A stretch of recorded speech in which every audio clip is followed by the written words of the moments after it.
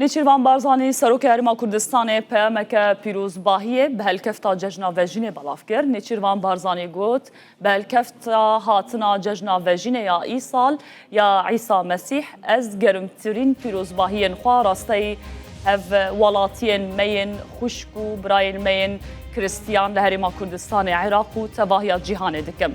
Hevîdarim ev cejin bibe destpêka xêr, bextewarî û aramiyê bo her kesî. Em vê helkeftê bi fersend dizanin da ku careke din tekeziyê li ser wê yekê bikin ku Herêma Kurdistanê weke her dem wê bibîne dergûşa pêkvejiyanê aramî û qebûlkirina hevdû bo hemû pêkhateyên dînî û neteweyî. Nêçîrvan Barzanî dibêje hem welatiyên me yên Kiristiyan parçeyekî resen û neveqetan dîne ji civaka Kurdistanê. û xwedî dîrokeke tije xebat û hevparî ne li gel pêkhateyên dinên vî gelî. Cejna we hemûyan pîroz be, bo her kesî hêviya cejneke şad û bihînvedaneke aram û bextewar dixwazim.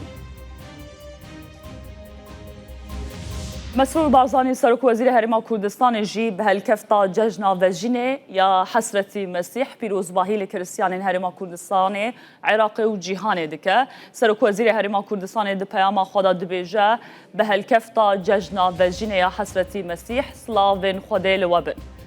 Ez germtirîn pîrozbahiyan li hemû Kiristiyanên Herêma Kurdistanê Iraq û cîhanê dikim. Hêvîdarim ev cejin bibe sedema aştî, sexemgerî û bi dawî hatina şer û malêwêraniyên li Kurdistanê û navçeyê.